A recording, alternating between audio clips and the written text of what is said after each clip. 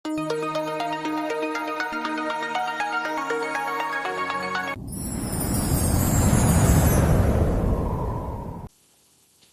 માધવપુરનો મેળો નીચેના પૈકી કયા શહેરમાં ભરાય છે? તો ખાસ મહત્વનો બની રહ્યો છે, પોરબંદરમાં ઉજવવામાં આવે છે. મહત્વનો તમે રૂપનો મેળો કહી શકો.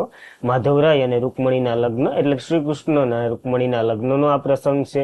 કારણ કે જો અરુણાચલ પ્રદેશના વિદર્ભમાંથી જ્યારે રૂકમણીનું અપહરણ કરી અને ભાઈ આવ્યા હતા, એટલે શ્રી કૃષ્ણ આવ્યા હતા, ગાંધાર વિવાહ કર્યા હતા, એ માધવપુર ખાતે કર્યા હતા, એટલે એની જ યાદમાં આ મેળો મનાવવામાં આવે છે. તો 4 દિવસીય માધવપુરનો મેળો ગુજરાતના પોરબંદર જિલ્લાના માધવપુર ઘેડ ગામે યોજાય છે. આ એક ભારત શ્રેષ્ઠ ભારતની બનોલ એટલે કે એ અંતર્ગત યોજાય છે. આનું આયોજન થાય. માધવપુર ઘેડ મેળો 8મો પૂર્વાંતર રાજ્યનો ભાગ લે, એટલે કે 8 જે મહત્વના, એમાં ખાસ કરીને જે અરુણાચલ પ્રદેશ ને મિઝોરમની સંસ્કૃતિ છે ને એના પ્રત્યે છે. કારણ કે આપણે અરુણાચલ પ્રદેશના રૂકમણી હતા, એને જ લઈને આવ્યા હતા ભાઈ. એટલે તો પોરબંદર જિલ્લામાં ભરાય છે. માધવરાયના મંદિર ખાતે ભરાય છે. મધુવંતી નદી છે. રામનવમી એટલે કે ચૈત્ર સુદ નવમથી શરૂ થાય અને 13 સુધી આ ભવ્ય લગ્નનું આયોજન થાય છે. ભગવાન શ્રી કૃષ્ણ અને રૂકમણીના વિવાહને યાદ અપાવે છે. આ મેળો રૂપનો મેળો કહેવામાં આવે છે.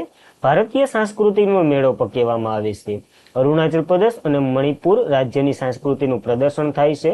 અને આ વખતે તો 8 પૂર્વાંતરના રાજ્યનું જે શું કહેવાય મેળાઓમાં ભાગ લીધા હતો. તો ખાસ મહત્વનું બની રહ્યું છે આપણા માટે. એક ભારત શ્રેષ્ઠ ભારત શું છે? ઘણીવાર આ શબ્દ તમે સાંભળ્યો હોય તો કોઈ ડિટેલમાં ગયા નથી, તો હું લઈ જાઉં. એક ભારત સરકાર એ રાષ્ટ્રીય પહેલ છે, જેની જાહેરાત વડાપ્રધાન નરેન્દ્ર મોદીએ 31 ઓક્ટોબર 2025ના રોજ સરદાર વલ્લભભાઈ પટેલની 140મી જન્મ જયંતિ હતી ને એના પ્રસંગે લોન્ચ કર્યું હતું. આનો ઉદ્દેશ્ય તો કે વિવિધ રાજ્યો વચ્ચે જે સંસ્કૃતિનું જોડાણ છે, પરસ્પર સમજણ છે અને વિવિધતામાં એકતાને પ્રોત્સાહન આપવા માટે રાષ્ટ્રીય એકતાને મજબૂત બનાવે છે. ટૂંકમાં ગુજરાત અને અરુણાચલ પ્રદેશ કેવી રીતના હાલ રૂકમણીજી અને શ્રી કૃષ્ણના લીધે મળી રહ્યા છે, તો એ ટાઈપનું જ છે કંઈક. એક ભારત શ્રેષ્ઠ ભારત અંતર્ગત બધા રાજ્યો આપમેળે રહે અને સાંસ્કૃતિકની આદાન પ્રદાન થાય, એ મહત્વથી આ ઉજવવામાં આવે છે. તો ખાસ આ એક પોઈન્ટ મહત્વનો હતો, તો આપણને યાદ રહેવું જોઈએ.